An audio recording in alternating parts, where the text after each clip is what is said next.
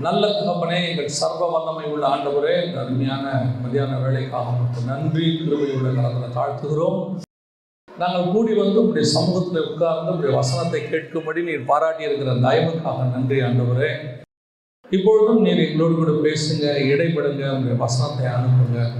கிருபை உள்ள கரத்தில் எங்களை தாழ்த்துகிறோம் எங்கள் ஆண்டவர் இயேசுவின் நாமத்தில் பிதாவே. அல்லேலூயா. ஏசாயா 26:1 சொல்லுகிறது, பலனான நகரம் நமக்கு உண்டு, ரட்சிப்பும் அதற்கு அரணாக இருக்கிறது. இந்த பலனான நகரம் என்று சொல்லி ஏசாயா எதை குறித்து சொல்லுகிறார், எந்த நகரத்தை குறித்து சொல்லுகிறார் அப்படின்னு பார்த்தீங்கன்னா, அங்கே எந்த பேர் குறித்தும் சொல்லவே இல்லை. வரிசையாக சொல்லிகிட்டே வர்றார். அந்த நகரத்தை குறித்தும் அதற்கு பிறகு தேவனை குறித்தும் யெகோவா தேவனை குறித்தும் எல்லா காரியங்களையும் வரிசையாக சொல்லிக்கிட்டே வர்றார். 27ஆம் அதிகாரம் 1வது வசனத்தில் வந்து பார்த்தீங்கன்னா, அவர் எந்த நகரம் என்பதற்கான ஒரு ஹிண்ட் அதில் இருக்கு. 27:1 வாசிங்க வைப்போம்.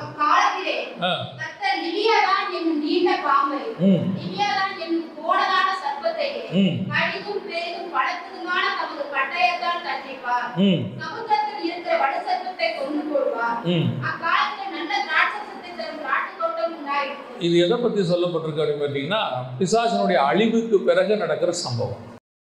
பிசாசு அழிக்கப்படுவது எங்கன்னு கேட்டிங்கன்னா, 20ஆம் அதிகாரம் வெளிப்படுத்தின விசேஷத்தில் தான் அழிக்கப்படுது. அந்த காலத்தில் தான் பலனான நகரம் நமக்கு ஒரு உண்டு அப்படின்னு சொல்லி ஏசாயா 36 சொல்கிறார். பிசாசு அழிக்கப்பட்ட பிறகு இருக்கிற பலனான நகரம் எது அப்படின்னு பார்த்தீங்கன்னு சொன்னால், 21ஆம் அதிகாரம் வெளிப்படுத்தின விசேஷத்தில் புதிய எருசலேமை குறித்து சொல்லுகிறது, மணவாட்டி சபையை குறித்து சொல்லுது. மணவாட்டி சபையை தான் அங்கே புதிய எருசலேமை தான் அங்கே நகரமாக சொல்லப்படுகிறது. அப்போ இயேசு கிறிஸ்து பிசாசை ஜெயித்த பிறகு, அதாவது நரகத்தில் தள்ளப்பட்ட பிறகு ஒரு நகரம் இறங்கி வருகிறது என்று வசனம் சொல்லுது. இங்கேயே நீங்கள் நல்லா கவனித்து பார்த்தீங்கன்னு சொன்னால் 26-27 அந்த நகரத்தை குறித்தும் பிசாசு ஜெயிக்கப்படுவதை குறித்தும் சொல்லப்படுது. அப்போ 26ஆம் அதிகாரத்தில் சொல்லப்பட்டிருக்கிற பலனான நகரம் என்று சொல்லக்கூடியது எது அப்படின்னு கேட்டீங்கன்னு சொன்னால், வரப்போகிறதான புதிய எருசலேம் என்று, அதாவது உங்களுக்கும் எனக்கும் வாக்குத்தத்தம் பண்ணப்பட்ட, இன்னும் சொல்லப்போனால் நீங்களும் நானுமாய் இருக்கிற, ஏன்னா அது பேர் வசனம் என்ன சொல்லுது, 21ஆம் அதிகாரம் 7-9 வசனங்கள் நீங்கள் வாசித்து பார்த்தீங்கன்னா வசனம் என்ன சொல்லுதுன்னா, நீ வா, ஆட்டுக்குட்டியானவருடைய மனைவியாகிய மணவாட்டியை நான் உனக்கு காண்பிப்பே என்று சொல்லப்பட்டிருக்கு. அந்த இடத்துல ஒரு நகரத்தை குறித்து சொல்லப்படுது, அதே நேரத்தில் மணவாட்டி என்றும் சொல்லப்படுது. இப்போ மணவாட்டி சபை நீங்களும் நானும் தான் மணவாட்டி சபையாக இருக்கிறோம். நாம் தான் அவருக்கு நகரமாக, அவர் பரலோகம், நாம் புதிய எருசலேம், அவர் மணவாளன், நாம் மணவாட்டி, அப்படிதான் சொல்லப்பட்டிருக்கு. ஸோ இப்போ நமக்கு அந்த பலனான நகரம் யாருன்னா நீங்களும் நானும் தான். உங்களை என்னையும் தான் அந்த பலனான நகரம் வச்சிருக்கிறார். இந்த பூமியில நமக்கு வேறொரு நகரம் கிடையாது, நமக்கு ஒரே நகரம் தான் இருக்கிறது, அந்த பலனான நகரம் புதிய எருசலேம். எப்பவுமே பிசாசு என்ன செய்வான்னு கேட்டீங்கன்னா, தேவன் ஒன்று செய்ய போறாருன்னா அதை அவர்கிட்ட இருந்து தெரிஞ்சுக்கிட்டு அவர் சொல்லிடுவார் இல்லையா, வச்சிருக்கிறார் இல்லையா, அதன் மூலமாக அவன் என்ன செய்வான், பூமியில அதே மாதிரி நிறைய மாடலை கொண்டு வருவான். மாடலை கொண்டு வந்து அவனும் பல நகரங்களை உண்டாக்குவான். இது வெறும் நகரத்துக்கு மட்டும் அப்படி இல்லை, எல்லா விஷயத்துக்கும் அப்படி இருக்கும். அவன் ஒளியின் வேஷம் தரித்த தூதன். நம்ம என்னென்னலாம் பண்ணுறோமோ எல்லாத்தையும் அவன் என்ன செய்வான், அவனும் ஒன்று செய்வான், அவனும் ஒரு மாடல் பண்ணுவான். அதில் இன்னொரு விஷயத்தை நீங்கள் தெரிஞ்சுக்கணும், அந்த வயலுக்கு வந்து சுயமாக செய்கிற விஷயம் எதுவுமே தெரியாது. அவன் யோசித்து எதையும் செய்ய மாட்டான். அவன் நம்ம ஆண்டவர் என்ன பண்ணுறாரோ அதுக்கு மாதிரியே ஒன்று செய்வான், நம்ம ஆண்டவர் பண்ணுற மாதிரியே ஒன்று செய்வான். அதையும் கர்த்தர் அனுமதி கொடுக்கிறார். ஏன் அனுமதி கொடுக்கிறார்? அதற்கும் காரணம் இருக்கிறது. நான் உங்களுக்கு ஒன்று வாக்கு பண்ணி இருக்கிறேன், அதே மாதிரி இன்னொரு போலியை ஒருத்தன் கொண்டு வரா, அந்த போலிக்கு பின்னாடி நீங்க போகிறீங்களான்னு கர்த்தர் பார்க்கிறார். அதையே ஒரு பரீட்சையாகவும் வைக்கிறார். அதில் போகாதவங்களுக்கு இந்த ஒரிஜினலை கர்த்தர் கொடுக்கிறார். நான் உங்களுக்கு நான் சொல்றது புரியுதா? கர்த்தர் உங்களுக்கு ஒன்று வாக்கு, நமக்கு ஒன்று வாக்கு பண்ணும்போது அதுக்கு மாடலாக அல்லது அதுக்கு ஏற்ற மாதிரி வேற ஒன்று பிசாசு கொடுப்பான். அந்த ஒன்றுக்கு பின்னாடி நீங்கள் போயிட்டீங்கன்னா உங்களுக்கு கர்த்தர் வச்சது கிடைக்காது. கர்த்தர் ஏன் அந்த மாதிரி வர்றதுக்கு அனுமதி கொடுக்குறாருன்னா, இதை பெற்றுக்கொள்வதற்கு நீங்கள் தகுதியானவர்களான்னு பார்க்கறதுக்கு அது ஒரு பரீட்சை. இப்போ ஜீவ விருட்சத்தின் கனியை வச்சிருக்கிறார். எங்கே வச்சிருக்கிறாருன்னு பார்த்தீங்கன்னா, ஆதியாகமத்தின் புஸ்தகம் 2ஆம் அதிகாரத்தில் 9ஆம் வசனத்திலிருந்து நீங்கள் வாசிக்கும் பொழுது அது தோட்டத்தின் நடுவில் இருப்பதாக சொல்லப்படுகிறது. ஆனால் அதே நேரத்தில் இந்த ஜீவ விருட்சத்தை சாப்பிட்டால் நித்திய ஜீவன் கிடைக்கும். அதே நேரத்தில் இன்னொரு கனி இருக்கிறது, அதை சாப்பிட்டால் என்ன கிடைக்கும்? மரணம் கிடைக்கும். நீங்கள் புசிக்கும் நாளிலே சாகவே சாவீர்கள்னு வசனம் சொல்லுது. ஆனா அந்த கனி எங்க இருக்குதுன்னு பாத்தீங்கன்னா அதுவும் தோட்டத்துக்கு நடுவுல தான் இருக்குது. 3ஆம் அதிகாரம் 3ஆம் வசனம் ஆதியாகமத்தில் நீங்கள் வாசிக்கும் போது தோட்டத்திற்கு நடுவிலே அந்த கனி இருக்கிறது. அப்ப ரெண்டும் பக்கத்துல இருக்கும், ரெண்டும் அருகாமையில் இருக்கும். இந்த ரெண்டுல ஏன் இன்னொன்னு அங்க கொண்டு வந்து வைக்கிறதுக்கு கர்த்தர் அனுமதி கொடுக்கிறாருன்னா, இந்த ஒன்று தான் உங்களுக்கு பரீட்சை. இந்த பரீட்சையை நீங்கள் ஜெயிக்கும் போது இன்னொன்றை பெற்றுக்கொள்ள, அந்த ஆசீர்வாதத்தை பெற்றுக்கொள்ள கர்த்தர் உங்களுக்கு அனுமதி கொடுக்கிறார். சாரால் தான் தேவனுடைய திட்டம். ஆனா பக்கத்துல ஆகார் வந்து நிற்கும். ஆகாரை நீங்க தொடாம ஜெயிச்சிட்டீங்கன்னா சாரால் வழியாக கிடைக்கிற ஆசீர்வாதம் கிடைக்கும். புரியுதா? லேயால் தேவனுடைய திட்டம், பக்கத்துல ராகேல் இருக்கும். ராகேலை பார்க்காம நீங்க லேயால பார்த்தீங்கன்னா தேவனுடைய திட்டம் நிறைவேறும். எப்பவுமே கர்த்தர் நமக்கு ஒன்று வச்சிருக்கும் போது இன்னொரு என்ன செய்வான்? பிசாசு வைப்பான். அதை நீங்க தொடாம அதை தாண்டி போயிட்டீங்கன்னா அடுத்தது உள்ளதை கர்த்தர் உங்களுக்கு கொடுத்துருவார். இதுதான் ஆசீர்வாதத்துக்கான வழி. அப்ப இந்த இடத்துல புதிய எருசலேம் என்பது கர்த்தர் நமக்கு வாக்கு பண்ணி இருக்கிற நகரம், பலனான நகரம். அதே நேரத்தில் பிசாசு என்ன பண்றான்னு கேட்டீங்கன்னா அதுக்கேற்ற மாதிரி பூமியில பல நகரங்களை உண்டாக்குகிறார். பெரிய ஆச்சரியம் என்னன்னு கேட்டீங்கன்னா காயின் போய் முதலாவது ஒரு நகரத்தை உண்டாக்குகிறார். 4ஆம் அதிகாரம் ஆதியாகமத்தின் புஸ்தகத்தில் அதை நாம் வாசிக்கிறோம். 17வது வசனத்தை வாசிக்க பார்ப்போம். 4:17.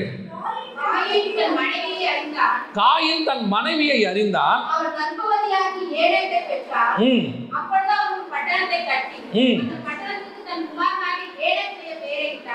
அவன் அப்பொழுது ஒரு பட்டணத்தை கட்டி, கர்த்தர் என்ன சொன்னார்னா மேல நீங்க வாசிச்சு பாருங்க, அவனை குறித்து சொல்லப்பட்டிருக்கிற காரியம் என்ன? 14வது வசனம், இன்று என்னை இந்த தேசத்திலிருந்து துரத்தி விடுகிறீர், நான் உமது சமூகத்துக்கு விலகி மறைந்து பூமியில் நிலையற்ற அலைகிறவனாய் இருப்பேன். நிலையற்ற அலைகிறவனாய் இருக்கிறவனுக்கு எதுக்கு பட்டணம்? ஆண்டவர் சொன்ன வார்த்தை. அதுக்கு முன்னாடி ஆண்டவர் ஒரு வார்த்தை அவனை பார்த்து சொல்றாரு, நீ பூமியில் நிலையற்ற அலைகிறவனாய் இருப்பாய் என்றார். 12வது வசனம், நீ நிலத்தை பயிரிடும் போது அது தன் பலனை இனி உனக்கு கொடாது, நீ பூமியில் நிலையற்று அலைகிறவனாய் இருப்பாய். நிலையற்ற அலைகிறவனாய் இருப்பாய்னு சொல்லிட்டு ஆண்டவர் சொன்ன பிறகு திருப்பி சொல்றாரு, இந்த பூமி உனக்கு பலன் கொடுக்காது, நீ போய் எதுவும் அங்க விதைக்காத, விதைச்சா உனக்கு என்ன கிடைக்காது? பலன் கொடுக்காது. ஆனால் நீ நிலையற்ற அலைகிறவனா இருக்கணும். எதுக்கு இந்த வார்த்தையை சொல்றாரு? நீ நிலையற்ற அலைகிறவனா இருந்து அதுக்கப்புறம் ஒண்ணு வரலன்னு தெரிஞ்ச உடனே திருப்பி நீ எங்க வரணும்? தேவன் கிட்டையே வரணும். அப்போ உனக்கு ஆண்டவர் என்ன பண்ணுவாரு? பழைய ஆசீர்வாதத்தை கொடுக்க வல்லமை உள்ளவராக இருக்கிறார். ஆனா இவன் என்ன பண்ணிட்டான் தெரியுமா? நிலையற்ற அலைகிறவனா இருப்பான்னு சொன்ன உடனே பிசாசு இவன் மூலமா அவன் திட்டத்தை நிறைவேற்றான். இவன் போய் ஒரு பட்டணத்தை கட்டுகிறான். அகதியா இருக்க வேண்டியவனுக்கு பட்டணம் இருக்க கூடாது. இன்னைக்கு ஆண்டவர் நமக்கு இந்த பூமியில எதுவும் இல்லைன்னு சொன்ன பிறகு, இந்த பூமி சொந்தம் இல்லைன்னு சொன்ன பிறகு, இந்த பூமியிலிருந்து நாம் எல்லாருமே ஒரு நாள் புறப்பட்டு போய் தேவனை சந்திக்க போகிறோம் என்று சொன்ன பிறகு, இந்த பூமியை சுதந்திரிக்க வேண்டும் என்கிற எண்ணம் இருக்குல்ல, நான் சொல்றதை நீங்க சரியா புரிஞ்சுப்பீங்கன்னு நான் நினைக்கிறேன். இந்த பூமியில நமக்கு என்ன தேவையோ அதை கர்த்தர் கொடுக்கிறார். ஆனால் நீங்களும் நானும் இந்த பூமியை பொறுத்த வரைக்கும் நிலையற்று அலைந்து திரிகிறவர்கள். நாம் அகதியாக இருக்கிறோம். ஒரு நாள் வரும், நமக்கு ஒரு பட்டணம் உண்டு, அது பலனான நகரம். அந்த நகரத்துக்கு தான் கர்த்தர் நம்மை கொண்டு போக போகிறார். நாம் இருக்கிற இந்த நகரம் இருக்கு பாருங்களேன், அதை நீங்க வந்துட்டு பட்டுக்கோட்டையா வச்சுக்கோங்க, தஞ்சாவூரா வச்சுக்கோங்க, தமிழ்நாடா வச்சுக்கோங்க, உலகத்துல இருக்கிற எந்த பட்டணமா வேணா வச்சுக்கோங்க. ஆனால் எந்த பட்டணமும் நிலையானது அல்ல. இது இங்க வாழ்றதுக்கு கர்த்தர் நமக்கு கொடுத்தது. இந்த பட்டணத்தை பொறுத்த வரைக்கும் நமக்கு, நான் சொல்றது இந்த பட்டணம் இதல்ல, இந்த பூமி, இதை பொறுத்த வரைக்கும் இதில் எதுவும் நிலை அல்ல. கர்த்தர் எதுக்கு இங்க கொடுத்திருக்கிறாரு? நீ அலைஞ்சு திரி. இஸ்ரவேல் ஜனங்களை தேவன் நினைச்சிருந்தாருன்னா ஒரு 2 நாள்ல ஒரே நாள்ல எங்க கொண்டு போயிருக்கலாம்? கானானுக்குள்ள கொண்டு போயிருக்கலாம். ஆனால் கானானுக்குள்ள கொண்டு போகிறதுக்கு முன்னாடியே வனாந்தரத்தில் வச்சு பிரமாணத்தை கொடுக்குறாரு. ஆண்டவர் என்ன நினைச்சிருக்கலாம்? நீங்க போங்கப்பா, உங்க இடத்துக்கு போன பிறகு நான் என்ன செய்யறேன்? கொடுக்கலாம். இல்லை, கர்த்தருடைய திட்டம் என்ன தெரியுமா? நீ எகிப்திலிருந்து கானானுக்கு போகிற இந்த பிரயாணம் இருக்குது இல்லையா, இதுதான் நீ வரப்போகிற நமக்கு ஒரு பாடமாக, பூமியில் நாம் அலைந்து திரிகிறவளா இருக்க போறோன்றதுக்கான பாடம். அவங்க 40 வருஷம் சுத்தினாங்க. அந்த 40 வருஷத்துல அவங்களுக்கு அங்க பிரமாணம் உண்டு, ஆசாரிப்பு கூடாரம் உண்டு, ஆசாரியன் உண்டு, எல்லாம் உண்டு. ஆனால் எதுவும் நிலையானது அல்ல. எதுவும் நிலையானது. ஏன்னா திருப்பி திருப்பி ஆண்டவர் ஒரு வார்த்தையை சொல்றாரு, மலையிலே நான் உனக்கு காண்பித்த மாதிரியின்படி. இது மாடல். இப்ப நீ இன்னைக்கு பூமியில வச்சிருக்கிறது எல்லாமே மாடல். அதே மாதிரி பிசாசு ஒரு மாடலை உண்டாக்குறான். இப்ப பாருங்க, 4ஆம் அதிகாரம் நீங்க ஆதியாகமத்தின் புஸ்தகத்தை திருப்பி கொள்ளுங்க. இங்கேயும் ஒரு மாடலை பிசாசு உருவாக்குறான் பாருங்க. 4ஆம் அதிகாரம் 20 வாசிங்க. இப்போ பட்டணத்துக்குள்ள என்ன வந்துருச்சு? கூடாரம் வந்துருச்சு. ஃபர்ஸ்ட் பட்டணத்துல என்ன வந்துருச்சு? கூடாரம் வந்துருச்சு. அடுத்து 22 வாசிங்க.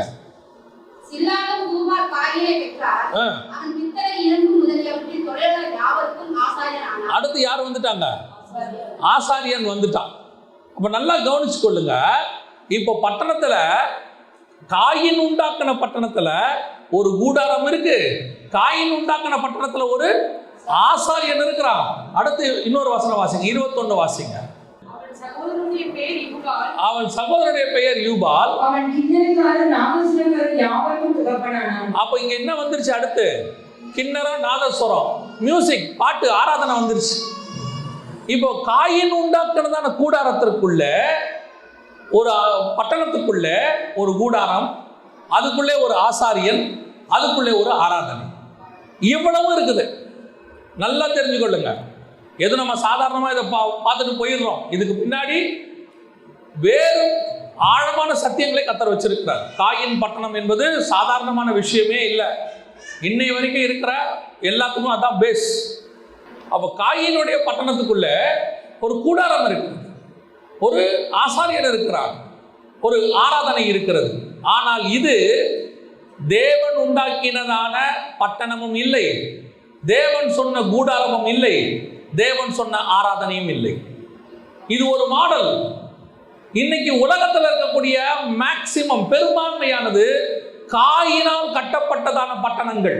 நான் சொல்லக்கூடியது பட்டணம்னா பட்டணம் இல்லை, இங்க இருக்கக்கூடிய முறைமைகள்.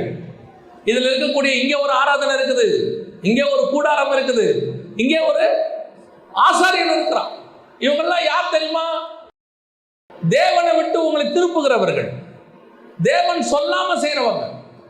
பெரிய விஷயம் என்னன்னு கேட்டீங்கன்னா, ஊழியத்துல இப்போ இந்த கடைசி காலத்துல இருக்கிற பெரிய பிரச்சனை என்னன்னா, ஊழியம் மட்டும் இல்லை, விசுவாசிக்கிட்டே அந்த ப்ராப்ளம் இருக்கு.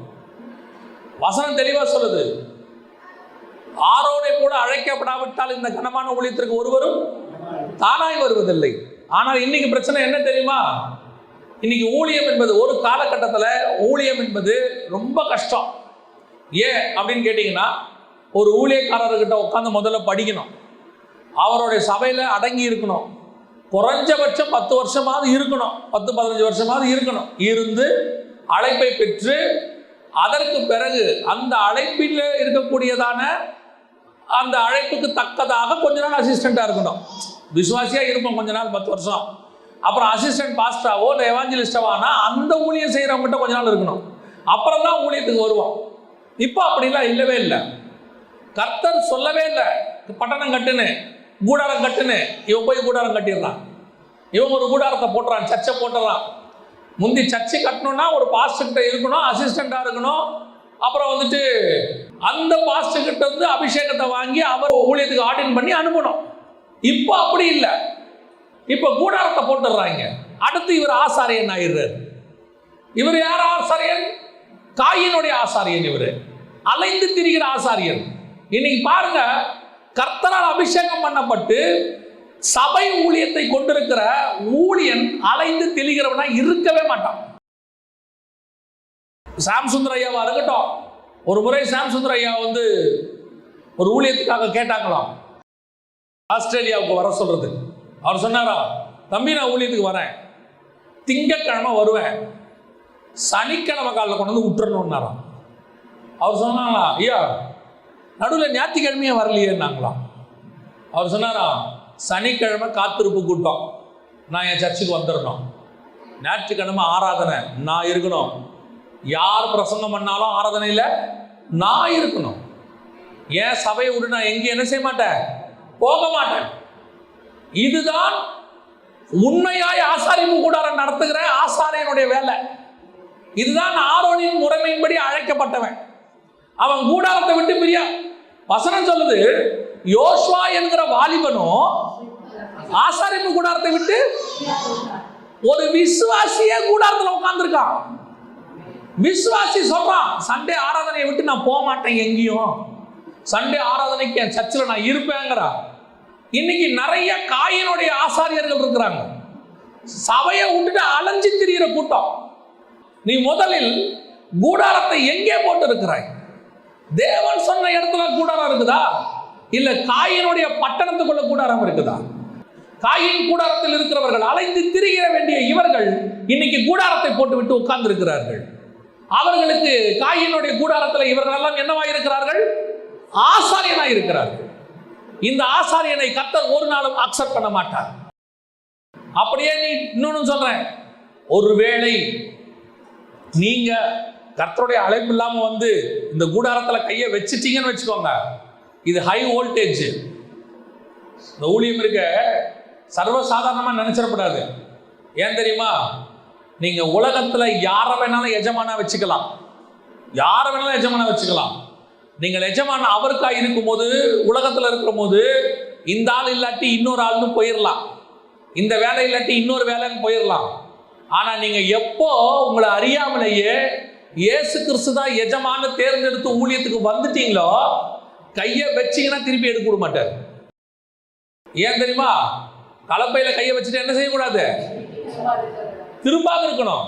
நீயா வந்து வச்சுட்ட, நான் உன்னை கூப்பிடல, ஆனால் நீ என்ன செஞ்சாய, ஐயோ நான் ஊழியம் பண்ற ஆண்டவரே வந்து வச்சுட்டேன், சந்தோஷம், வந்துட்டேன், ஓகே ரைட். எங்களுக்கும் அறுப்பு மிகுதி, ஆட்கள் குறைவு, நாங்களும் வச்சுட்டோம், ஓகே ரைட், வா. வச்ச கையை எடுக்கப்படாது. வந்துட்டல, இது ஹை வோல்டேஜ். இதுல வந்துவிட்டு இங்க வந்து உட்காந்துக்கிட்டு கொஞ்ச நாள் கழிச்சு இங்க இருந்து பின்னாடி போலாம், இன்னொரு இடத்துல போயிடலாம், அப்படியே அலைஞ்சு திரியலாம்.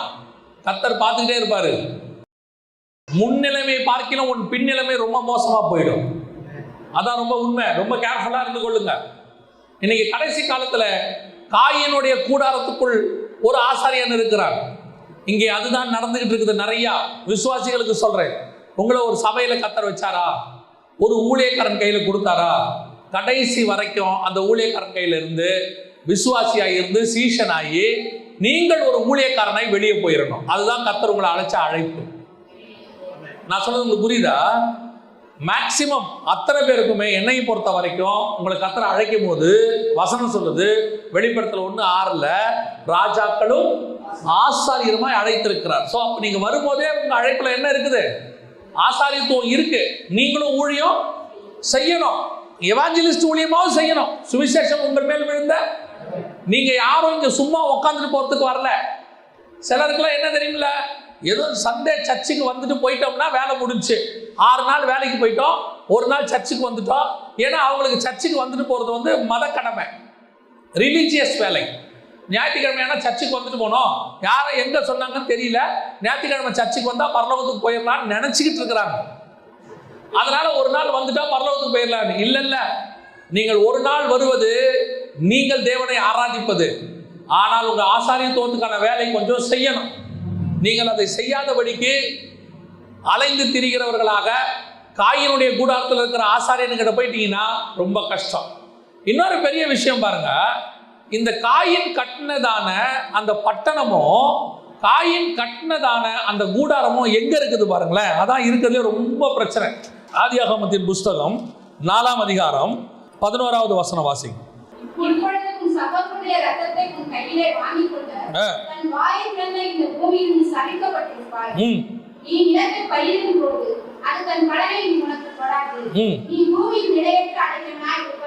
அப்ப இந்த காயினுடைய பட்டணம், காயினுடைய கூடாரம் எந்த இடத்துல இருக்குது? சபிக்கப்பட்ட இடத்துல இருக்குது. ஏற்கனவே ஆதாமு கிட்ட சொல்லும் போதே சொல்லிட்டாரு, உன் நிமித்தம் பூமி சபிக்கப்பட்டிருக்கும். அந்த பூமியில காயின் யாரு? சபிக்கப்பட்டவன். அந்த சபிக்கப்பட்ட காயினுடைய பட்டணத்துக்குள்ள இருக்கிற கூடாரம் எப்படி இருக்கும்? சபிக்கப்பட்டது. அந்த கூடாரத்துக்கு ஆசாரியனா இருக்கிறவன் எப்படிப்பட்டவன்? சபிக்கப்பட்டவன். இன்னைக்கு அதுதான் நடக்குது. ஒரு காலத்துல சபை கர்த்தருக்கு பிரியமா நடந்துச்சு.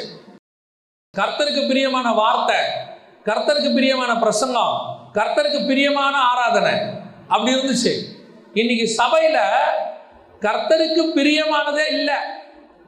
பல இடங்களில கர்த்தர் எதெல்லாம் சபிச்சாரோ எல்லாம் எங்க இருக்கு? சபைக்குள்ள இருக்கு. ரொம்ப கேர்ஃபுல்லா இருந்து கொள்ளுங்க. உங்களுக்கு நான் சொல்லக்கூடியது ஒரு உதாரணம் தான் சொல்றேன். எந்த ஊழியன், எந்த சபை உங்களுடைய சரீரத்தை திருப்திப்படுத்துகிறதாக அல்லது உங்க சரீரத்தை சந்தோஷமாக உங்க மாம்சத்துக்கு ஏற்றபடி ஆராதனை இருக்கிறதோ அது தேவனிடத்திலிருந்து வந்தது கிடையவே கிடையாது. சபை முழுக்க முழுக்க உங்கள் ஆத்மாவுக்குரியது. உங்க ஆத்மாவை சரி பண்றது. ஏன்னா பரலோகத்துக்கு போக போறது எது? உங்க ஆத்மா. உங்க சரீரம் போகாது. ஏன்னா சரீரம் மாம்சமும் ரத்தமும். மாம்சமும் ரத்தமும் பரலோக ராஜ்யத்தை சோதரிக்காது. அப்ப பரலோகத்துக்கு போகாததை பத்தி எது பேசக்கூடாது? சபை பேசக்கூடாது. முதலாவது தேவனுடைய ராஜ்யத்தையும் ஒரு நீதியையும் தேடுங்கள், பின்பு இவை யாவும் உங்களுக்கு. இந்த சரீரத்துக்கு இருக்கிறது பூமிக்குரியது. பொல்லாதவர்களுக்கே மழையை பெய்விக்கிற தேவன் இருக்கு. உங்களுக்கு எனக்கும் செய்ய மாட்டாரா? தீமையானவர்களுக்கே சுவாசத்தை கொடுத்து வச்சிருக்கிறாரு, நமக்கு கொடுக்க மாட்டாரா? இன்னைக்கு சபை இந்த வேலையை செஞ்சுட்டு இருக்குது. அதனுடைய விளைவு என்ன?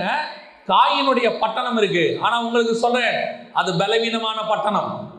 அது பலமான பட்டணம் கிடையாது. அந்த பட்டணம் விழும். அந்த பட்டணம் ஒரு நாள் காணாமல் போகும். அந்த பட்டணம் ஒரு நாள் இல்லாமல் பூமியில நோவின் ஜலப்பிரளய காலத்துல எல்லாம் அழிஞ்சு போச்சு. அதுல எது அழிஞ்சு போச்சு? காயின் பட்டணமும் அழிஞ்சு போச்சு. அதுல இருந்த கோட்டை கட்டை எல்லாம் முடிஞ்சு போச்சு. எல்லாம் ஓவர். ஆனா ஒன்னே ஒண்ணு நின்னுச்சு. என்ன தெரியுமா? கர்த்தர் சொல்லி நோவா உண்டாக்கின பேழை மாத்திரம் அன்னைக்கு மேல பத்திரமா நின்னுச்சு. அல்லேலூயா. கர்த்தர் உனக்கு கொடுத்த அழைப்புல நிக்கிறது பத்திரமா நிற்கும்.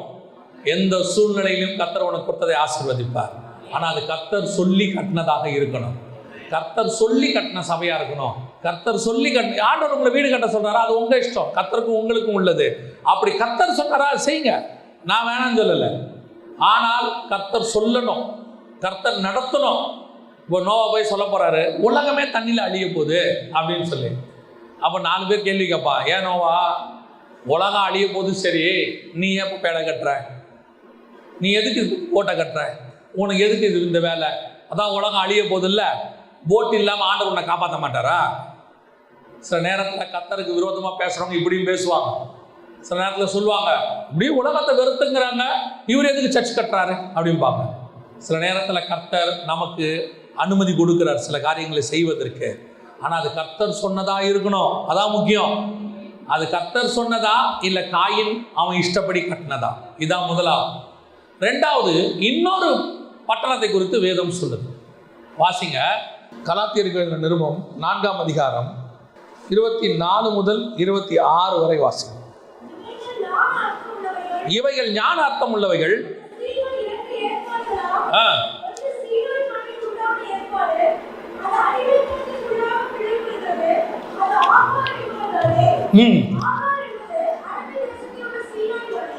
ஆகார் என்பது அரபி தேசத்தில் உள்ள சீனாய் மலை.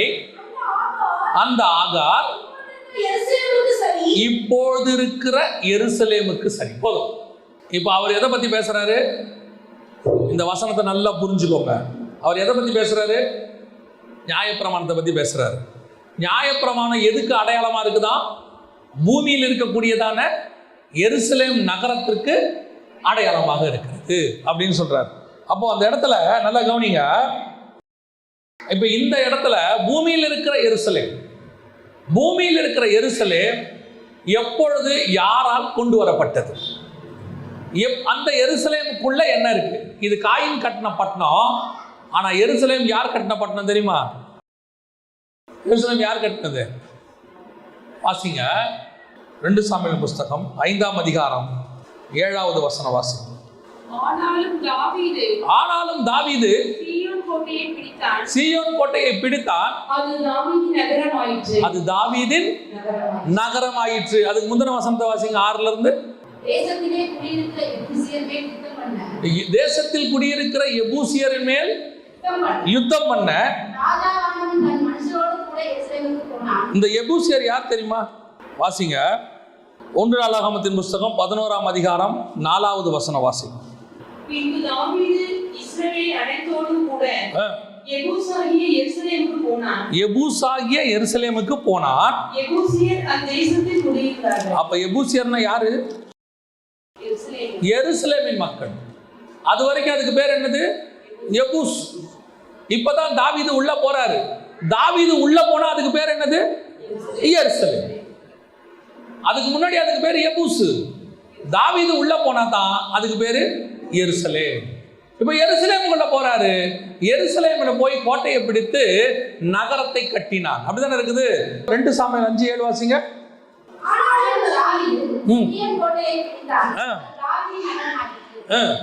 அடுத்த வசனமும்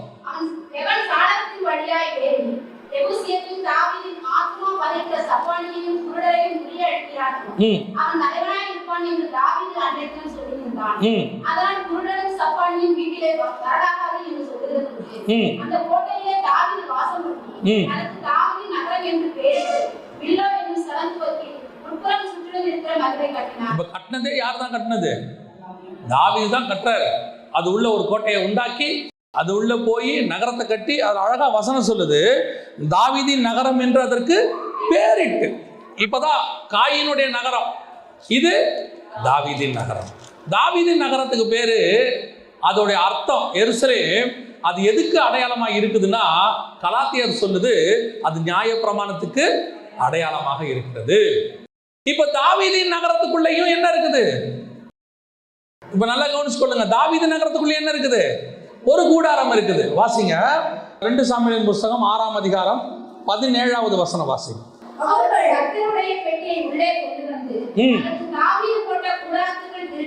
தாவீது போட்ட கூடாரத்துக்குள். அப்ப அங்கேயும் என்ன இருக்கு? ஒரு கூடாரம் இருக்கு. அங்கேயும் ஒரு கூடாரம் இருக்கு. இப்போ காயின் போட்ட கூடாரம் சாபத்தின் இடத்துல போடப்பட்டது. காயின் போட்ட கூடாரம் தேவன் அலைந்து திரிகிறவனா இருப்பாய் என்று சொன்ன இடத்துல போடப்பட்டது, சபிக்கப்பட்ட இடத்துல போடப்பட்டது. ஆனால் தாவீது போட்ட கூடாரம் இருக்குது, அது சமாதானத்தின் நகரத்தில் போடப்பட்ட கூடாரம். அது கர்த்தர் சொல்லி போட்ட கூடாரம். அந்த இடத்துல வந்து கூடாரத்தை போடுறான். 2வது வாசிங்க 12வது வசனத்தை வாசிங்க.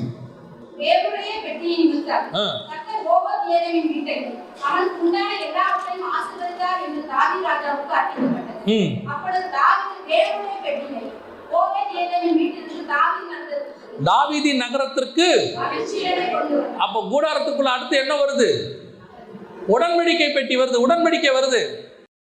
2வதாச்சா காயினுடைய கூடாரத்து பட்டணத்துக்குள்ள கூடாரம் இருந்துச்சு, ஆனா உடன்படிக்கை கிடையாது, பெட்டி கிடையாது. அங்கே சாபம் தான் இருந்துச்சு. ஆனா இங்கே தாவீதின் நகரத்தில் கூடாரமும் இருக்கிறது, உடன்படிக்கையும் இருக்கு. இதான் நமக்கு, அதுதான் சொல்றேன், சபை கூடாரம் கர்த்தர் உடன்படிக்கை பண்ண இடமா இருக்குதா? கர்த்தர் சொல்லி ஆரம்பிச்சதா? நான் எப்பவும் சொல்வேன், தேவ சித்தத்தோட ஆரம்பிப்பது என்பது வேறு, தேவன் அனுமதியோட ஆரம்பிப்பது என்பது வேறு. தேவ சித்தமும் இல்லை, அனுமதியும் இல்லை, தேவனுக்கு விரோதமா கட்டுறது என்பது வேறு. நான் சொல்றது உங்களுக்கு புரியுதா?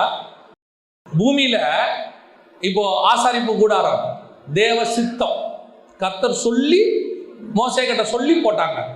ஆனா தேவ ஆலயம் இருக்குல்ல, தாவீது கட்டின ஆலயம் இருக்குல்ல, தாவீது சொல்லி சாலமோன் கட்டினாரு, அது தேவ சித்தம் இல்லை, தேவ அனுமதி. ஏன்னா தாவீது போய் கேட்கிறாரு, ஆண்டவரே நான் செய்யட்டுமா கேட்கிறாரு. அப்ப இவர் சொல்றாரு, வேண்டாம், நான் உன்னை சொன்னேன்னா, யாருக்கிட்டையாவது கேட்டேனா அப்படின்னு சொல்லிட்டு சரி தாவீது கேட்டான். இதுல ஒரு பெரிய ஆச்சரியம் என்ன தெரியுமா? எனக்கு ரொம்ப இந்த இந்த காரியங்கள்லாம் படிக்கும் போது ஒரு காரியம் ரொம்ப ரொம்ப பயமாவே இருக்குது. என்னன்னு கேட்டீங்கன்னா, தாவீது நாத்தானுக்கு கூப்பிட்டு கேட்கிறாப்புல, இந்த மாதிரி நான் வீட்டில் குடியிருக்கிறேன், ஆனால் தேவன் எங்கே இருக்கிறாரு? கூடாரத்தில் இருக்கிறாரு. அதுக்கு அந்த தீர்க்கதரிசி என்ன சொன்னாங்க பதில்? 2வது வசனத்தில் 7:2 ராஜா தீர்க்கதரிசியாகிய நாத்தானை நோக்கி, பாரும், கேதுரு மரங்களால் செய்யப்பட்ட வீட்டிலே நான் வாசம் பண்ணும்போது தேவனுடைய பெட்டி வாசமாக இருக்கிறது என்றான். அப்பொழுது நாத்தான் ராஜாவை நோக்கி, நீர் போய் உங்களுடைய இருதயத்தில் உள்ளபடியெல்லாம் கர்த்தர் உம்மோடு கூட. கர்த்தர் சித்தமா? அது ஆலயம் கட்டுறது கர்த்தர் சித்தமா? திருப்பி வந்து கர்த்தர் கேட்கிறாரு, நான் உன்னை கேட்டேனா? ஆனா தீர்க்கதரிசி என்ன சொன்னா? உங்க இருதயத்தின்படி எல்லாம் செய்யுங்க. கர்த்தர் இப்படி கொஞ்சம் தீர்க்கதரிசி நம்ம கூட இருப்பான். சில ஊழியக்காரன் கூட இப்படி இருப்பான். சில நேரங்களில் சில ஊழியக்காரனை கீழே தள்ளுறதே யாருன்னா கூட இருக்கிற இன்னும் கொஞ்சம் ஊழியக்காரன். தைரியமா செய்யுங்க, பார்த்துக்கலாம், இறங்கலாம். ஆமா, ஆண்டவர் நாளைக்கு ஏதாவது சொல்லும் போது இவனே வந்து சொல்லுவான், அந்த ஆட்டை எடுத்தது நீர் தானே. இவனே எதிராகவும் வந்து நிற்பான் பல நேரங்களில். அதனால தான் நான் எப்போ சொல்லுவேன், அது ஊழியக்காரன் சொல்றானா, தீர்க்கதரிசி சொல்றானா, அதெல்லாம் முக்கியம் இல்லை. கர்த்தர் சொல்றாரா, அதான் முக்கியம். நிறைய பேர் வந்து கேட்பாங்க, பாஸ்டர் நான் மினிஸ்ட்ரிக்கு வரலான்னு இருக்கிறேன், நீங்கள் ஜோம் பண்ணி சொல்லுங்கள். நான் மாட்டேன். நீயே ஜோம் பண்ணிக்க, நீயே ஜோம் பண்ணி கர்த்தர் என்ன சொல்றாருன்னு கேட்டுக்க. ஆண்டவர் சொன்னதை வந்து சொல்லு, நான் அதுக்கு வேணா ஜோம் பண்றேன். ஏன் தெரியுமா? நீ ஆண்டவர்கிட்ட அந்த தேவ சித்தத்தை வாங்கிட்டு வந்தா மட்டும்தான் முடிவு பரியந்தம் உங்களால ஓட முடியும். இப்ப தாவீது ஆலயம் கட்டணும்னு சொன்ன உடனே நாத்தான் என்ன சொல்லிட்டாரு? ஐயா நீங்க செய்யுங்க, கர்த்தர் உங்க கூட இருக்கிறார், நீங்க என்ன செஞ்சாலும் ஓகே அப்படின்ட்டாரு. கர்த்தர் வந்து கேட்கிறாரு, நான் உன்னை கேட்டேன்னா, ஆலயம் கட்டணும்னு சொன்னேனா அப்படிங்கிற. அப்போ தாவீதின் நகரத்துக்குள்ள தேவனுடைய அனுமதி தான் அது ஆலயம். தாவீதின் நகரத்துல தேவ அனுமதி தான் ஆலயமே ஒழிய தேவ சித்தம் இல்லை. இப்ப தேவ அனுமதி ஆலயம், தேவ சித்தம் கூடாரம். ஆனா தேவனுக்கு சித்தமே இல்லாம கட்டினது என்னன்னு கேட்டா பாபேல் கோபுரம். கர்த்தர் நிறுத்தி போட்டார், கோபுரத்தை நிறுத்திட்டார். அந்த நகரம் கட்டுறதை கர்த்தர் என்ன பண்ணிட்டாரு? அவர்கள் நகரம் கட்டுவதை விட்டு விட்டார்கள். ஆதியாகமம் 11:8 என்ன சொல்லுது? நகரம் கட்டுவதை விட்டு விட்டார்கள். ஒரு நகரம் கர்த்தர் அனுமதி இல்லாமல் கட்டப்படுவது, ஒரு நகரம் தேவ சித்தத்தோட கட்டப்படுவது. அந்த கட்டப்பட்ட சித்தத்துக்குள் இருக்கிற கூடாரத்துக்கு தான் நீங்க போனோம். கர்த்தர் அனுமதி பெற்ற, கர்த்தரால் நடத்தப்படுகிற ஆலயத்துக்குள்ளதான் விசுவாசி இருக்கணும். இன்னைக்கு அலைந்து திரிகிற கூடாரத்துக்கு நீங்க நிறைய விசுவாசி போய் மாட்டிக்குது. அங்க போய் விசுவாசி உட்காந்துக்குது. காயனுடைய கூடாரத்துக்குள்ள இருக்கிற ஆசாரியன் போய் மாட்டிக்குது. இங்க பாருங்க, தாவீது நகரத்தையும் கட்டுறான், அடுத்து என்ன கட்டுறான்? கூடாரத்தை. அது யார் போட்ட கூடாரம்? வசனம் என்ன அழகா சொல்லுது பாருங்க. 2 சாமுவேல் 6:17. கர்த்தருடைய பெட்டியை உள்ளே கொண்டு வந்து அதற்கு தாவீது போட்ட கூடாரத்தை, தாவீது போட்ட கூடாரம். நகரத்தை கட்டினவனே என்ன போடுறான்? கூடாரத்தையும் போடுறான். உங்களை உண்டாக்கினவரே உங்களுக்கு ஒரு கூடாரத்தை, ஆலயத்தை உண்டாக்கி இருக்கிறார். கடைசியாக வாசிங்க, அதுல ஒரு ஆசாரியன் வராம பாருங்க, அதான் ரொம்ப ஆச்சரியம். 6ஆம் அதிகாரம் 14ஆம் வசனம். தாவீது சணல் நூல் ஏபோத்தை தரித்துக் கொண்டு, தாவீது சணல் நூல் ஏபோத்தை தரித்துக் கொண்டு தன் முழு பலத்தோடு கர்த்தருக்கு முன்பாக நடனம் பண்ணினான். சணல் நூல் ஏபோத்து யார் தரிக்கணும்? ஆசாரியன் தரிக்கணும். ஆசாரியன் தரிக்கணும். ஆனா இங்க யார் தரிச்சிருக்கிறது? தாவீது தரிச்சிருக்கிறார். தாவீது யார்? அப்போ தாவீது ராஜா. ஆனா ட்ரெஸ் என்ன ட்ரெஸ்? ஆசாரிய ட்ரெஸ். இதோட அர்த்தம் என்ன தெரியுமா?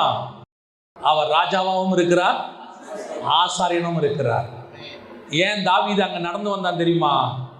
இதே ரோட்ல தான் 1000 வருஷம் கழிச்சு இதே ரோட்ல தான் ஆசாரியனும் ராஜாவுமாக கழுதையின் மேல இயேசு எருசலேமுக்குள் வந்தார். Same place. இவன் முன்னடையாளமாய் ஒரு கூடாரத்தை உண்டாக்குகிறான், முன்னடையாளமாய் ஒரு ஆசாரியத்துவத்தை உண்டாக்குகிறான், முன்னடையாளமாய் உடன்படிக்கையை உள்ளே கொண்டு வருகிறார். இது எது? இயேசு இப்ப வரார் கழுதை மேல. எங்க வராரு? எருசலேமுக்குள்ள வராரு. இயேசு ராஜ வஸ்திரம் தரிச்சிருந்தாரா? இல்ல. பலியாக போறார். இப்ப பிரதான ஆசாரியனாய் உள்ளே நுழைகிறார். ஒரே தரம் மகா பிரதான ஆசாரியர் நமக்கு உண்டு. அப்ப ஆசாரியர் உள்ளே நுழைகிறாரு. ஆனா கூப்பிடுறவன் என்ன சொல்லி கூப்பிட்டான் அவரை? அத்தனை பேர் என்ன சொல்லி கூப்பிட்டான்? யூதருக்கு ராஜாவே வாங்க. இப்ப இவர் வராரு ஆசாரிய ட்ரெஸ் போட்டுக்கிட்டு. ஆனா மீகா என்ன சொன்னாங்க? இஸ்ரவேலின் ராஜா. இப்ப புரியுதா? சேம் சீன், ஒரே சம்பவம். 1000 வருஷத்துக்கு முன்னாடி, 1000 வருஷத்துக்கு பின்னாடி. இப்போ இவர் கூடாரத்துக்குள்ள நுழையிறார். ஆனா கொண்டு வரது என்ன தெரியுமா? உடன்படிக்கை பெட்டி. இப்போ இயேசு வராரு. அவர் எதுக்கு தெரியுமா உள்ள வராரு எருசலேமுக்குள்ள? அன்னைக்கு நைட்டு கொண்டு வந்து சொல்றாரு, இதை வாங்கி புசியுங்கள், இதை வாங்கி பருகுங்கள், இது உங்களுக்காக சிந்தப்படுகிற என்னுடைய ரத்தமாய் இருக்கிறது, புதிய உடன்படிக்கையாக இருக்கிறது. அங்க உடன்படிக்கை பெட்டி வருது, இங்கேயும் உடன்படிக்கை பெட்டி உள்ளே வருது. இந்த கூடாரத்துக்குள்ளதான் நீங்களும் நானும் இருக்கணும். இப்ப புரியுதா? நீங்க நானும் எந்த நகரத்துல இருக்கணும்? இந்த மாதிரி ஒரு நகரம், காயின் நகரத்துக்குள்ள இருக்கிறோம். இன்னைக்கு நிறைய சர்ச்சு காயின் நகரத்துக்குள்ள இருக்குது. அலைந்து திரிகிற சர்ச், சபிக்கப்பட்ட இடத்துல இருக்கிற சர்ச். ஆசாரியன் யாரு? இரும்பு பித்தளைக்கு ஆசாரியன். ஆசாரியப்பு கூடாரத்தில் இரும்பும் கிடையாது, பித்தளையும் கிடையாது. தெரியுமா உங்களுக்கு? ஆசாரியப்பு கூடாரத்தில் பொன்னும் வெள்ளியும் வெண்கலம் தான். இன்னைக்கு இரும்பு பித்தளைக்கு ஆசாரியன் இருக்கிறான். ஆனால் நீங்களும் நானும் பொன்னுக்கும் வெண்கலத்துக்கும் ஆசாரியர்கிட்ட இருக்கிறோம். இதுக்கு பின்னாடி ஆவிக்குரிய சத்தம் இருக்கு. அந்த பொன் என்பது பரிசுத்தாவின் அபிஷேகத்தை குறிக்கிறதான காரியம். அவர் சொல்லுவாரு, பசும் பொன்னினால் மூடு. பசும் பொன்னினாலே உடன்படிக்கை, அந்த மண்ணா வைக்கப்பட்ட பொற்பாத்திரம் செய்யணும். இதெல்லாம் என்ன அர்த்தம்ன்றீங்க? ஒவ்வொன்றத்துக்கு பின்னாடியும் ஒரு அர்த்தம் இருக்கு, ஆவிக்குரிய அர்த்தம் இருக்கு. மண்ணா வைக்கப்பட்ட பொற்பாத்திரம் என்னது? பரிசுத்த ஆவியினால் நமக்கு கொடுக்கப்படுகிற புதிய உடன்படிக்கை, புதிய வார்த்தை. இயேசு கிறிஸ்துவுக்கு அப்புறம் வந்துச்சு பாருங்க, பரிசுத்த ஆவியானவர் இறங்கி வராரு பாருங்க. அதுக்கான அடையாளம் அதைத்தான் இயேசு சொன்னார், ஜெயம் கொள்ளுகிறவன் எவனோ அவனுக்கு மறைவான மன்னாவை கொடுப்பேன். சோ உங்களுக்கு எனக்கு கர்த்தர் அபிரிதமான ஆசீர்வாதத்தை வச்சிருக்கிறார். நீங்க தயவு செய்து காயினுடைய கூடாரத்தில் போய் மாட்டிக்காதீங்க. நான் இப்போ உங்களுக்கு சொல்றேன், இந்த காயின் கூடாரத்துல கிண்ணறம், நாதஸ்வரம் எல்லாம் இப்போ பயங்கர உச்சத்தில் இருக்குது. ஆட்டம் பாட்டம் பயங்கரமா இருக்குது. ரொம்ப கேர்ஃபுல்லா இருந்து கொள்ளுங்க. சபிக்கப்பட்டவர்கள் இவர்கள் ஒரு சந்ததியை நாசமாக்கி கொண்டிருக்கிறார்கள். உங்க பிள்ளைகளையும் சொல்றேன், ஆவிக்குரிய சத்தியத்தில் இருக்கிற சபைக்குள்ள மட்டும் வச்சிருங்க. சத்தியம் பேசுற இடத்துல பிள்ளை வரக்கட்டும். உங்க பிள்ளை ஒன்றும் பெரிய ஃபேண்டசியா மாடர்னா இருக்கணும்னு அவசியம் இல்லை. தேவனுக்குள்ள இருந்தா போதும். உங்க பிள்ளைக்கு இருக்கிற மாடர்ன், உங்க பிள்ளைக்கு இருக்கக்கூடியதான இந்த ஆட்டம் பாட்டம்லாம் ஒரு வயசுக்கு அப்புறம் போயிடும். ஆனா இது எதுவும் பரலோகத்துக்கு வராது. ஆனா உன் பிள்ளைக்குள்ள போடுற வசனம் உன் பிள்ளையுடைய ஆத்மாவை கொண்டு போய் பரலோகத்துல சேர்த்துரும். வாலிபன் எதனால் தான் வழியை சுத்தம் பண்ணுவான் தெரியுமா? ஆட்டத்தினால் அல்ல, பாட்டத்தினால் அல்ல, விசில் அடிக்கிறதுனால அல்ல, கூக்குரலினால் அல்ல. வாலிபன் எதனால் தன் வாழ்க்கையை சுத்தம் பண்ணுவான்? எதனால? கர்த்தருடைய வசனத்தின்படி தன்னை காத்துக் கொள்ளுகிறதுனால. உங்க பிள்ளைக்கு வசனத்தை கொடுங்க. பெற்றோருக்கு, இன்னைக்கு பெற்றோருக்கு அப்படி இருக்கிறாங்க. இந்த மாதிரி ஃபேண்டசியா இருக்கிற, அப்படியே ஜாலியா இருக்கிற, ஆடுகிற பாடுகிற சபைக்கு போறதுன்னா பெற்றோருக்கும் இஷ்டம். என்ன அம்மா அப்பாவும் சேர்ந்து ஆடுது. சபை என்பது எங்கெங்கெல்லாம் பைபிள்ல ஆடுறாங்களோ அங்கங்கெல்லாம் பிரச்சனை வரும். எங்கெங்கெல்லாம் ஆடுறாங்களோ அங்கங்கெல்லாம் பிரச்சனை வரும், கண்டிப்பா வரும். அது மிரியாம் ஆடினதாக இருக்கட்டும், அது இஸ்ரவேல் ஜனங்கள் புசித்து குடித்து விளையாட எழுந்திருச்சுக்கிறதாக இருக்கட்டும், அல்லது தாவீது ஆடின இடமா இருக்கட்டும், எங்க வேணாலும் இருக்கட்டும், ஆடுற இடத்துலலாம் பிரச்சனை வரும். உங்களுக்கும் சொல்றேன், உங்களுடைய கூடாரம் எந்த கூடாரம்னு பாருங்க, உங்க ஆசாரியன் யாருன்னு பாருங்க, உங்களுடைய உடன்படிக்கை பெட்டி அங்க இருக்கான்னு பாருங்க. அதான் ரொம்ப முக்கியம். நான் சொல்றது வெறும் கம்யூனியன் மட்டும் இல்ல, நான் சொல்ற உடன்படிக்கை வேறு. தாவீது கொண்டதான் பாருங்க ஒரு உடன்படிக்கை. இயேசு எருசலேமுக்குள்ள வரும்போது உடன்படிக்கை வந்துச்சு பாருங்க. அந்த மாதிரி சபை மனவாட்டி தேவனோடு கூட உடன்படிக்கை பண்ண மனவாட்டியா இருக்கணும். அந்த சபையில தான் நீங்கள் நான் இருக்கணும். ஏதோ உலகத்தோடு கூட தொடர்புடைய காயினுடைய கூடாரத்துக்குள்ள இருந்தீங்க, ஒரு நாள் உங்களுடைய கூடாரம் ஒளிஞ்சு போகும். கடைசியாய் அதே வசனத்துல கலாத்தியர்ல இன்னொரு நகரத்தை பத்தி சொல்லி முடிக்கிறார் பாருங்க. நம்ம முடிப்போம், வாசிங்க. கலாத்தியர்கள் நிருபம் 4ஆம் அதிகாரம் 25வது வசனத்தை வாசிங்க. ஆகார் என்பது அரபு தேசத்தில் உள்ள சீனாய் மலை. அந்த ஆகார் இப்பொழுது இருக்கிற எருசலேமுக்கு சரி. இவள் தன் பிள்ளைகளோட கூட அடிமைப்பட்டிருக்கிறாளே. மேலான எருசலேமோ சுயாதீனம் உள்ளவள். அப்ப இரண்டாவது வரப்போற நகரத்தை பத்தி தான் அவர் பேசுறார். இந்த நியாயப்பிரமாணம் தாவீது வந்தது மாடல். திருப்பியும் சொல்றேன், ஆசாரிப்பு கூடாரம் மாடல், தாவீது வந்தது மாடல். இதோடைய ஒரிஜினல் ஒன்று இருக்குது. அந்த ஒரிஜினல் யார் தெரியுமா? இயேசு கிறிஸ்து தான் அந்த ஒரிஜினல் ஆசாரியர். அவரோடு கூட சேர்ந்து ஒரு கூடாரம் ஒன்று வரப்போகுது, ஒரு நகரம் ஒன்று வரப்போகுது. ஃபர்ஸ்ட் அது எந்த நகரம்? வாசிங்க, வெளிப்படுத்தின விசேஷம் 21ஆம் அதிகாரம் 10வது வசனம் வாசிங்க. பெரிதும் உயரமுமான ஒரு பர்வதத்தின் மேல் என்னை ஆவியில் கொண்டு போய் தேவனுடைய மகிமையை அடைந்த எருசலேமாகிய பரிசுத்த நகரம் பரலோகத்தை விட்டு தேவனிடத்திலிருந்து இறங்கி வருகிறதை எனக்கு காண்பித்தார். இதுதான் ஏசாயா சொன்ன பலமான நகரம். நீங்களும் நானும் தான் அந்த நகரம். நீங்களும் நானும் தான் மணவாட்டியாய் மாறி கிறிஸ்துவோடு கூட இறங்கி வரப்போகிறோம். இப்போ புரியுதா? காயினுடைய கூடாரம் ஒன்று இருக்கு, காயினுடைய நகரம் இருக்கு, அது அழிகிறது. அது உள்ள இருக்கிற கூடாரம் அழியும், அது உள்ள இருக்கிற ஆசாரியன் அழிவான், அது உள்ள இருக்கிற ஆராதனைகள் அழியும். ஏன்னா அது சபிக்கப்பட்டது. அதே நேரத்தில் தாவீதின் நகரத்தில் ஒரு கூடாரம் இருக்கு, தாவீதின் நகரத்தில் ஒரு உடன்படிக்கை பெட்டி இருக்கு. தாவீதின் நகரத்தை கட்டினவரே அதுக்கு ஆசாரியனாகவும் இருக்கிறான். அது மாடல். ஒரிஜினல் என்ன தெரியுமா? நீங்களும் நானும் தான் அந்த நகரம். கர்த்தர் நமக்காக ஒரு நகரத்தை, வாசஸ்தலத்தை ஆயத்தம் பண்ண போயிருக்கிறார்.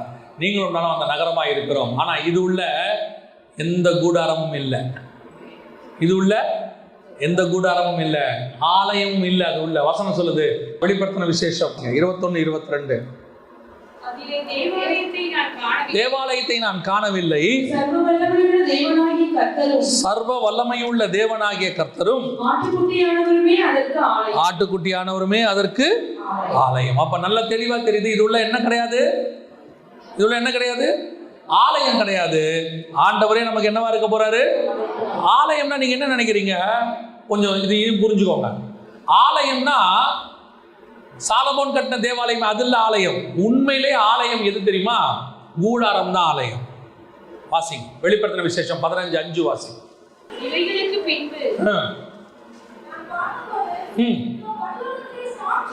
பரலோகத்திலே சாட்சியின் கூடாரமாகிய ஆலயம் திறக்கப்பட்டது. அப்போ பரலோகத்துல ஆலயம் என்று சொல்லப்படுவது எதை சொல்லப்படுது? சாட்சியின் கூடாரம். அந்த கூடாரம் தான் தாவீது போட்ட கூடாரம், அதுதான் மோசே போட்ட கூடாரம். இந்த கூடாரம் இப்ப இல்ல, அந்த கூடாரம் பரலோகத்தில் காணப்படுது. அதான் ஒரிஜினல். அதனுடைய மாடல் தான் மோசே காமிச்சார், மாதிரியின் படி அப்படின்னு சொல்றது.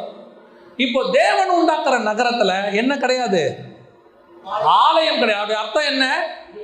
இயேசுவே கூடாரமாக இருக்கிறார், அவரே ஆசாரியனாய் இருக்கிறார், அவரே உடன்படிக்கையாய் இருக்கிறார், அவரே எல்லாம் ஆயிருக்கிறார். அல்லேலூயா. இந்த நகரம் நாம் தான் அந்த நகரம். நமக்குள்ளே புதிய எருசலேம் மணவாட்டி, நமக்குள்ளே ஆசாரியரும் ஆலயமும் உடன்படிக்கையும் ஆய் நம்முடைய தேவன் நமக்குள்ளே இருக்கிறார். இந்த கூடாரம் இருக்கிற, இந்த ஆசாரியர் இருக்கிற, இந்த உடன்படிக்கை பெட்டி இருக்கிற இந்த நகரம் தான் பலமுள்ள நகரம். அல்லேலூயா. நீங்களும் நானும் தான் அந்த பலமுள்ள நகரம். இப்போ காயின்குள்ள இருந்தது தேவனுக்கு விரோதமானது, அழிஞ்சிருச்சு. தாவீது கிட்ட இருந்தது மாடல், அதுவும் காணாம போயிடும். ஒரிஜினல் நீங்களும் நானும். தாவீது நகரத்தை கட்டினார், இயேசு நம்மை கட்டி கொண்டிருக்கிறார். தாவீது உள்ளே கூடாரத்தை போட்டார், இயேசு நமக்குள் கூடாரம், அவர்தான் ஆலயமாய் இருக்கிறார். தாவீது உள்ளே உடன்படிக்கையை கொண்டு வந்தான், இயேசு நமக்குள்ளே உடன்படிக்கையை ஏற்படுத்தி இருக்கிறார். நாமே அந்த நகரமாக இருக்கிறோம். நம்மை பார்த்து தான் பைபிள் சொல்லுது பலமான நகரம் என்று சொல்லுது. அப்ப நீங்கள் நானும் எப்படிப்பட்டவங்களா இருக்கணும் பாருங்க, இல்லையா? அந்த மணவாளனுக்கு மணவாட்டி. தாவீது கட்டின நகரம் தேவன் உண்டாக்கின நகரம். தாவீது கட்டின நகரத்துக்கே இவ்வளவு வைராக்கியம். இன்னைக்கு வரைக்கும் எருசலேம் எப்படி இருக்கு? உலகத்துல பயங்கர போராட்டம், விட்டு கொடுக்க மாட்டேங்கிறார் ஆண்டவர். இன்னைக்கும் எருசலேமுக்கு சண்டை நடக்குது, ஒரு இன்ச்சு கூட தர மாட்டேங்கிறார் ஆண்டவர். எருசலேமை, சகரியா புஸ்தகத்தில் சொல்றாரு 12ல், எருசலேமை கிளப்புகிற யாவரும் நாசம் அடைவார். எருசலேமுக்காக கர்த்தர் வைராக்கியம் கொள்றார். இந்த மாடல் எருசலேமுக்கே கர்த்தர் இவ்வளவு வைராக்கியம் பாராட்டுவாரானால் மேலான எருசலேமாகிய உங்களுக்கும் எனக்கும் கர்த்தர் எவ்வளவு வைராக்கியம் பாராட்டுவார். அழிந்து போகிற நகரத்திற்கே கர்த்தர் இவ்வளவு வைராக்கியம் பாராட்டுவாரானால் அழியாத நகரமாகிய மனவாட்டியாகிய உங்களுக்கும் எனக்கும் கர்த்தர் எவ்வளவு வைராக்கியம் பாராட்டுவார். ஆனா உங்களுக்கும் எனக்குள்ள கூடாரமாகிய ஆலயமாகிய தேவன் இருக்கணும், உடன்படிக்கை இருக்கணும். இது உள்ள எது இருக்க கூடாதுன்னு ஒண்ணு இருக்கு. அதை மாத்திரம் சொல்லிட்டு நான் முடிக்கிறேன். வாசிங்க வெளிப்படுத்தின விசேஷம் 21ஆம் அதிகாரம் 27வது வசனத்தை வாசிங்க.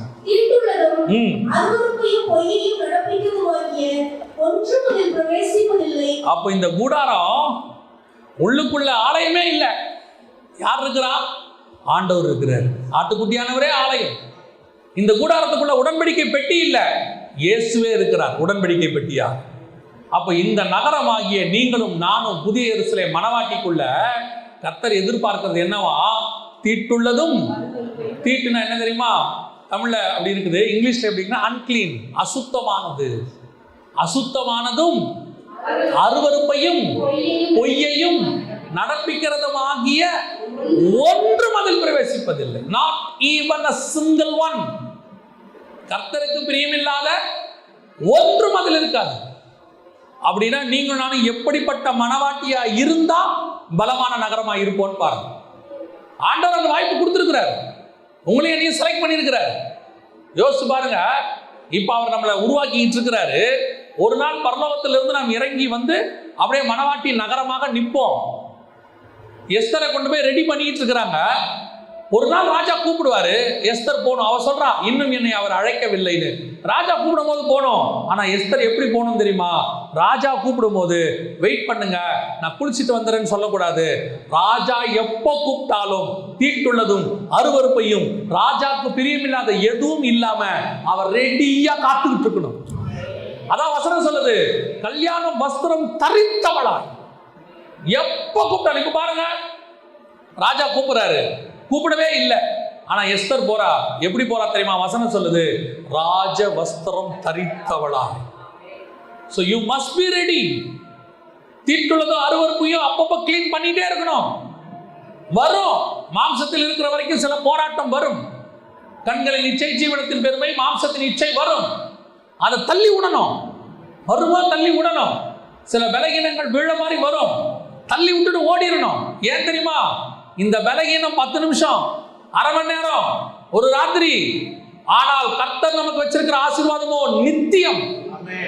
இந்த அற்ப சந்தோஷத்துக்காக நித்தியத்தை இழக்க முடியாது பாருங்க.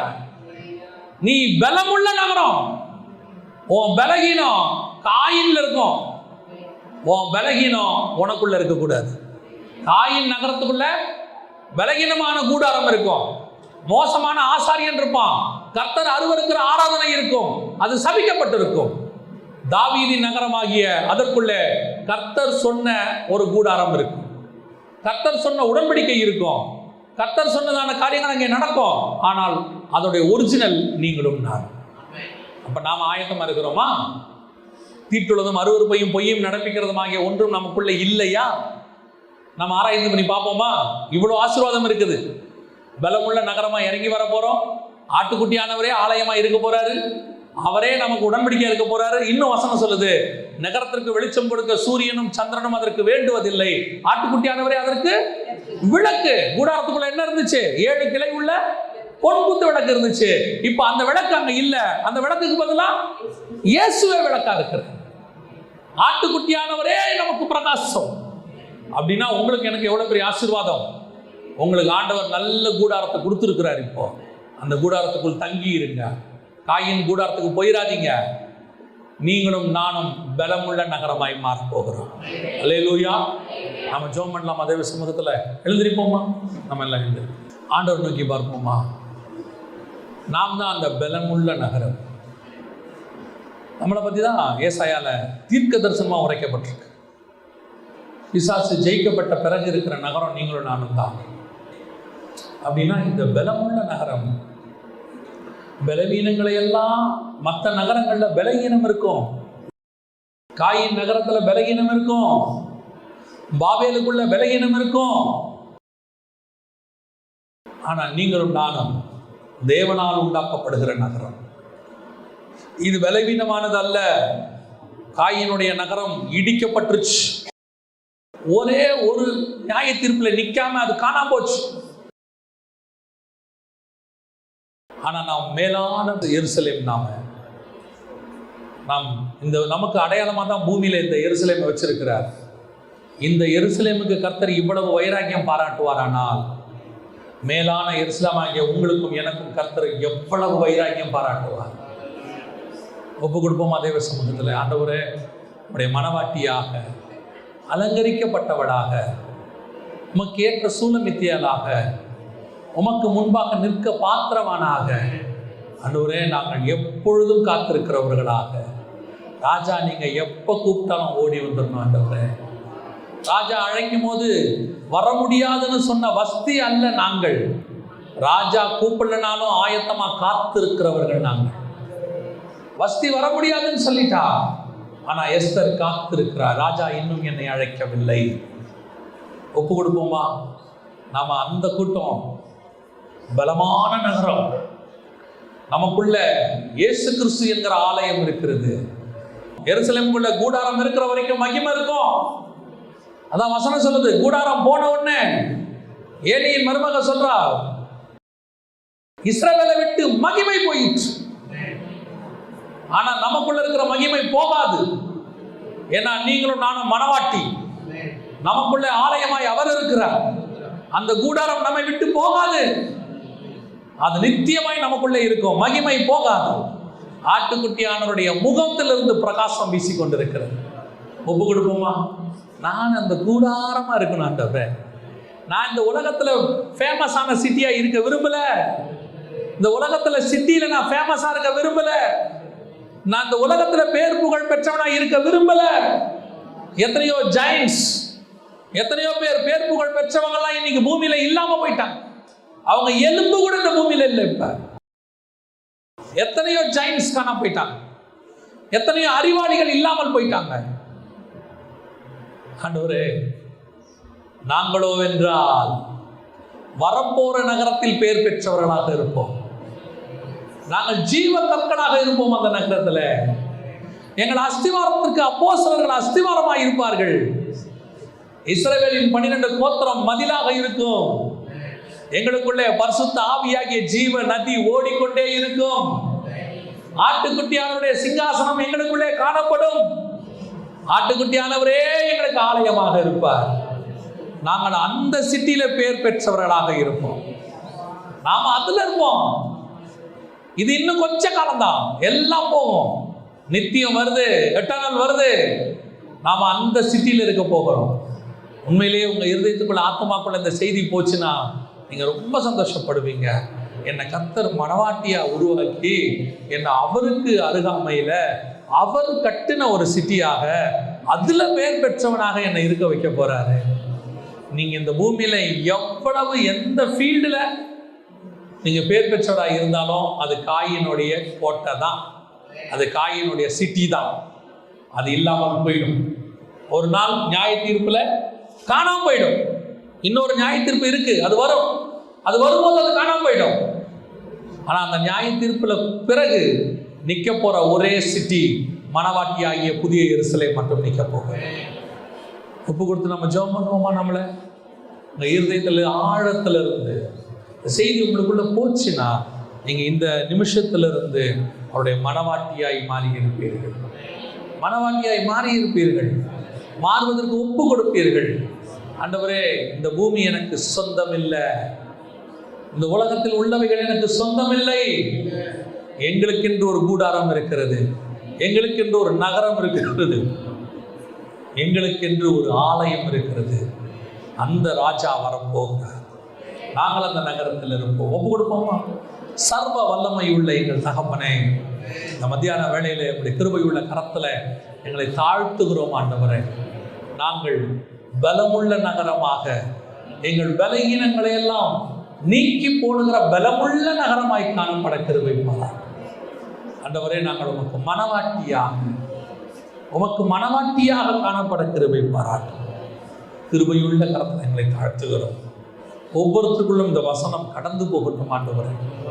ஆயத்தப்படட்டும், உருவாக்கப்படட்டும், கர்த்தருக்கென்று நிலை நிற்கட்டும். காயின் கூடாரத்தில் இருக்கிறவர்கள் எல்லாரும் தாவீதின் கூடாரத்திற்கு வரட்டும் ஆண்டவரே. தாவீதின் கூடாரத்துக்கு வரட்டும். எங்க ஜனங்க அங்கிருந்து, எங்க வாலிபர்கள் அங்கிருந்து நாசமாயிடக்கூடாது ஆண்டவரே. அவங்களும் இங்க வந்துருட்டோம் ஆண்டவரே. அவங்களோட கூட பேசுங்க, இந்த வாலிபர்களோட கூட பேசுங்க, வசனத்துக்கு நேரா திருப்பிடுங்க ஆண்டவரே. கிருபையுள்ள கரத்துல தாழ்த்துகிறோம். உடைய மகிமை இவர்களை மூடிக்கொள்ளட்டும். எங்கள் ஆண்டவர் இயேசுவின் நாமத்தில் பிதாவே.